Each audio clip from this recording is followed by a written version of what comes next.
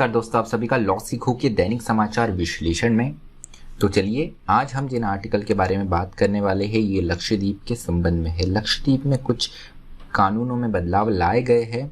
वहाँ के एडमिनिस्ट्रेटर, प्रशासक की तरफ से जो वहाँ पे एडमिनिस्ट्रेटर है उनके द्वारा, तो उन पर काफ़ी विरोध चल रहा है। वहाँ का जो आवाम है वो काफ़ी प्रोटेस्ट कर रहा है, काफ़ी विरोध कर रहा है इन कानूनों का। उस बारे में हम विस्तृत बात करेंगे। उसके बाद में न्यूज़ इन फ्लैश होता है जिनमें हम महत्वपूर्ण समाचारों के बारे में चर्चा करते हैं।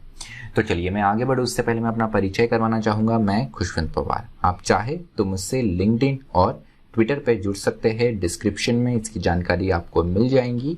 और अगर आपका कोई सवाल हो, कोई फीडबैक हो, तो वो आप मुझसे जुड़कर मुझे दे सकते हैं। तो चलिए आज हम पूरी चर्चा शुरू करें उससे पहले एक कोट पे हम चर्चा करेंगे। आज एक इजिप्शियन प्रोवर्ब है। अब रोज हम एक किसी न किसी कोट पे, किसी न किसी सुविचार पे चर्चा किया करेंगे। तो आज का जो कोट है वो यह है कि what you are doing does not matter so much as what you are learning from doing it. हम कई बार बहुत से कार्य करते हैं, तो यहाँ पर इस प्रोवर्ब में, इस कहावत में कहा गया है कि आप जो कार्य करते हैं उससे ज़्यादा महत्वपूर्ण ये है कि आप उस कार्य से क्या सीखते हैं। क्योंकि अगर हम एक सोशल एनिमल हैं, हम एक सामाजिक प्राणी हैं, जब तक हम नई नई चीज़ें सीखते नहीं रहेंगे तब तक हम आगे नहीं बढ़ेंगे। तो अगर आपको आपके जीवन में लगातार आगे बढ़ते रहना है तो आप जो भी कार्य करते हैं उससे कुछ ना कुछ, जब तक आप नया नहीं सीखेंगे तब तक आप आगे नहीं बढ़ सकते हैं। इसलिए कहते हैं कि कंटिन्यूसली लर्निंग जो है वो बहुत ज़्यादा ज़रूरी होती है। तो चलिए आज का MCQ देखते हैं। वह यह है कि कोविड से संबंधित जो म्यूकर माइकोसिस है ये निम्न में से क्या कहलाता है, मतलब इसका और दूसरा नाम क्या है। आपका ऑप्शन ए है येलो फंगस, ऑप्शन बी है ब्लैक फंगस, ऑप्शन सी है व्हाइट फंगस, या ऑप्शन डी इनमें से कोई भी नहीं। जो भी आपका उत्तर हो कमेंट बॉक्स में जरूर लिखिएगा। तो चलिए आज का वर्णनात्मक प्रश्न, डिस्क्रिप्टिव क्वेश्चन देखते हैं। वह यह है कि power corrupts and absolute power corrupts absolutely. मतलब अगर आपके पास में शक्ति, ताकत आती है तो आप भ्रष्ट होते हैं, और अगर ये शक्ति, ताकत के एब्सोल्यूट हो, ये अतः हो, तो ये आपको अतः भ्रष्ट कर देती है। इस स्टेटमेंट के ये किस संदर्भ में स्टेटमेंट कहा गया है उस पर आपको चर्चा करते हुए लक्षद्वीप में जो डेवलपमेंट अथॉरिटी रेगुलेशन लाया है उस और प्रकाश डालते हुए आपको इस स्टेटमेंट पर चर्चा करनी है। जो डेवलपमेंट रेगुलेशन लाया गया है उस पर आपको चर्चा करनी है 250 शब्दों में। तो चलिए एक अनाउंसमेंट है आपके लिए। लॉ सीखो का एक नया सेगमेंट शुरू होने वाला है, न्यूज़ इन फ्लैश, जिसमें हम महत्वपूर्ण समाचारों को कवर क्या करेंगे। तो judicial services, law entrance exams और अदर जो लीगल एग्जाम्स है उसके लिए काफ़ी आपके लिए काफ़ी ज़्यादा सहायतापूर्ण हो सकता है। तो ये जो वीडियो रहेंगे आपके लॉ सीखो जुडिशरी टेस्ट प्रेप और लॉ सीखो क्लैट टेस्ट प्रेप चैनल पे अपलोड होंगे। तो ये 1 जून 2021 से नया सेगमेंट शुरू होने वाला है।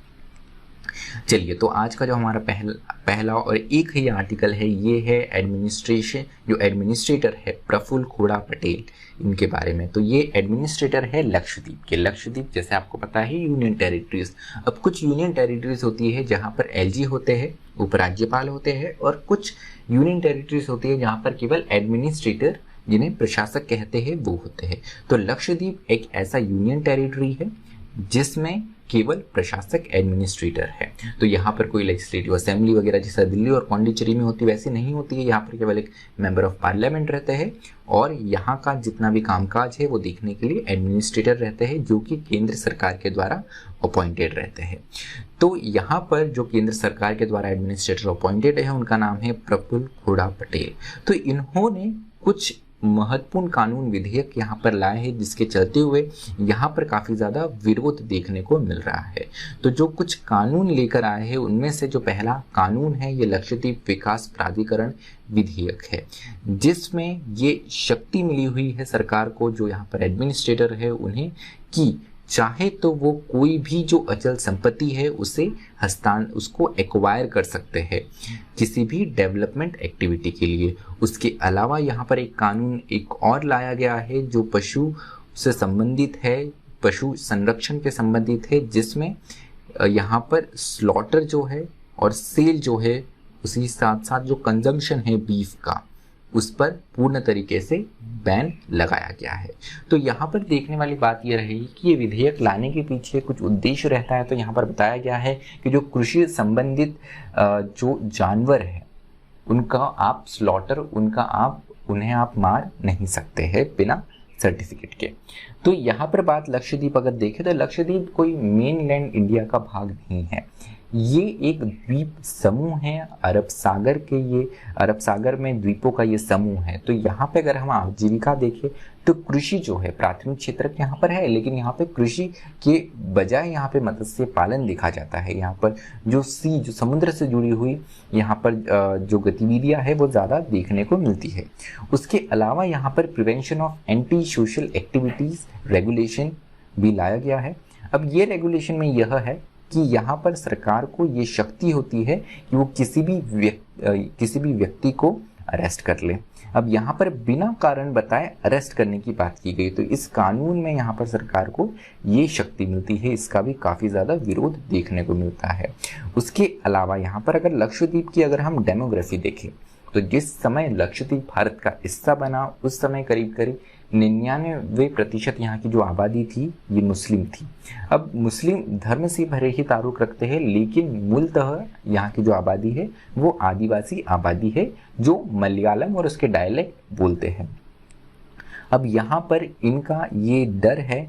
यहाँ की जो पॉपुलेशन है आज यहाँ की अगर देखिए डेमोग्राफी तो करीब 95% मुस्लिम आबादी है, 2-2.5% हिंदू आबादी है और बची कुछ क्रिश्चियनिटी और अलग यहाँ पर रिलीजियंस है। तो इनका ये फियर है कि इनका जो हमेशा से एक कल्चर रहा है, एक सामाजिक सांस्कृतिक और जो एक इनका आर्थिक कल्चर और ज़िंदगी रही है उस पर ये एक बहुत बड़ा प्रहार है और उसे चेंज करने के लिए ये एक षड्यंत्र है। तो यहाँ के लोगों में काफ़ी ज़्यादा विरोध है इसका। अब ये विरोध इस प्रकार से भी देखा जाता है कि लक्षद्वीप में अब रूलिंग पार्टी जो है हमारी केंद्र की बीजेपी है, तो बीजेपी के जो जनरल सेक्रेटरी है लक्षद्वीप के, उन्होंने खुद एक लेटर लिखा है यहाँ पर प्रेसिडेंट को और जो भारत सरकार है उन्हें कि एडमिनिस्ट्रेटर के द्वारा यहाँ पर काफ़ी ज़्यादा मनमानी की जा रही है। तो जैसे मैंने बताया कि draft Lakshadweep development authority regulation जो है ये जो विधेयक है इसमें एडमिनिस्ट्रेटर के पास में ये शक्ति होती है कि विकास के नाम पर, डेवलपमेंट के नाम पर वो किसी भी व्यक्ति की, किसी भी रहवासी की वहाँ की ज़मीन खुद यहाँ पर सरकार के अंडर फोर्सबली ले सके। और अगर वो आवाज़ उठाता है तो यहाँ पर दूसरा कानून उसके लिए तैयारी है जो कि है prevention of anti social activity regulation. तो अपने आप में ये बहुत चिंता का विषय है, इसीलिए ही लोगों का काफ़ी ज़्यादा विरोध देखने को मिल रहा है। लक्षद्वीप के अलावा यहाँ पर केरल से भी काफ़ी ज़्यादा विरोध देखने को मिल रहा है, क्योंकि जैसे मैंने बताया लक्षद्वीप में जो मूल भाषा है यहाँ की जो मेजॉरिटी ऑफ पॉपुलेशन है मलयालम स्पीकिंग है। तो इनका कहीं ना कहीं जो कल्चरल और सोशल रिलेशन है केरला से जुड़ा हुआ है। तो उसके अलावा और भी यहाँ पर इशू है। एक और जो विधेयक लाया गया है ये पंचायत इलेक्शन के संबंध में है। तो यहाँ पर अगर कोई पंचायत मेंबर है जिसके 2 या उससे ज़्यादा बच्चे हैं तो उसे यहाँ पर उसके पद से निरस्त किया जाएगा। उसके साथ ही अगर आपके 2 से ज़्यादा बच्चे हैं तो आप फ्यूचर में इलेक्शन भी नहीं कंटेस्ट कर सकते हैं, आप इलेक्शन नहीं लड़ सकते हैं। तो यहाँ पर जैसे मैंने बताया प्राइमरी क्षेत्र तो है, लेकिन जो यहाँ की आजीविका है ये फिशिंग पर, मत्स्य पालन पर डिपेंड करती है। और उसके साथ में यहाँ का जो भोजन है, अब जैसे हमको पता है कि कृषि वगैरह यहाँ पर नहीं हो सकती क्योंकि मेनलैंड इंडिया का पार्ट ये नहीं है। तो यहाँ पर जो भोजन है ये भी देखने को मिलता है कि मांसाहार ज़्यादा है। तो अगर स्लॉटर वगैरह ये भी आप बंद करते हैं तो ये भी अपने आप में एक समस्या है। उसके अलावा जैसे ये बात भी कही जा रही है कि जो कोस्टल एरियाज हैं इसमें काफ़ी ज़्यादा डेमोलिशन देखने को मिल रहा है, जो कि कोस्ट गार्ड जो एक्ट है उसके वायलेशन को देखते हुए जो कोस्टल एरिया से वहाँ पे जो शेड वगैरह बने हुए हैं, जो जिसे मत्स्य पालन किया जाता है तो कुछ शेड्स थोड़े बहुत बनाए जाते हैं वहाँ पे, तो इनका भी डेमोलिशन देखने को मिल रहा है। तो इसी सब को देखते हुए काफ़ी ज़्यादा विरोध यहाँ पर लोगों के द्वारा हो रहा है। अब देखने आने वाले समय में की बात रहेंगी, क्योंकि यहाँ की खुद जो बीजेपी की विंग है वो भी इनका विरोध और इन विधेयकों का विरोध कर रही है कि आगे आने वाले समय में देखने वाली बात रहेंगी। क्या सेंट्रल गवर्नमेंट यहाँ पर एडमिनिस्ट्रेटर को चेंज करता है, क्या एडमिनिस्ट्रेटर इन कानूनों को वापस लेते हैं, ये तो समय के साथ ही पता चलेगा। तो चलिए न्यूज़ इन फ्लैश की ओर बढ़ते हैं, महत्वपूर्ण समाचार देखते हैं। तो पहला जो समाचार है ये यूएस से है। अरुण वेंकट रमन इन्हें यूएस प्रेसिडेंट जो बाइडेन ने नॉमिनेट करा है as a director general of US, उसके साथ में फॉरेन कमर्शियल सर्विस और assistant secretary for global market in department of commerce. तो यहाँ पर इन्हें डायरेक्टर जनरल की पोस्ट के लिए यहाँ पर नामांकित किया गया है राष्ट्रपति बाइडेन के द्वारा। इससे पहले ये counsellor of secretary of commerce advising the department on trade and other international economic affairs. तो अगर अभी हाल ही में देखें तो ये काउंसलर है सेक्रेटरी ऑफ कॉमर्स में, जहाँ पर ये व्यापार और आर्थिक मुद्दों के मामले में सलाह एडवाइस देते हैं यूएस गवर्नमेंट को। उसके अलावा जो दूसरी खबर है ये एच.एस. डोरास्वामी के बारे में है। तो ये भारत के एक फ्रीडम फाइटर थे, स्वतंत्रता सेनानी थे। उसके बाद में कर्नाटका में बहुत ही ज़्यादा ये फेमस थे। यहाँ पर जो स्वतंत्रता, अभिव्यक्ति की स्वतंत्रता है, फ्रीडम ऑफ एक्सप्रेशन है, इसके लिए भी इन्होंने काफ़ी आवाज़ उठाई है। तो 104 वर्ष की आयु में कोविड से रिकवर करते हुए इनका देहांत हो गया है।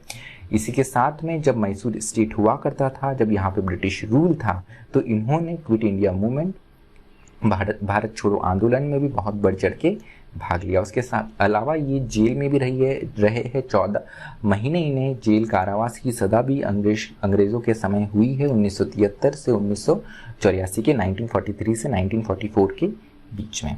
तो चलिए आज का हमारा विश्लेषण ये समाप्त होता है। अधिक जानकारी के लिए आप लॉ सीखो की वेबसाइट www.lawsikho.com भी विजिट कर सकते हैं। मुझे सुनने के लिए आप सभी का धन्यवाद। इसी तरह पढ़ते रहिए। Thank you. Stay tuned to law सीखो।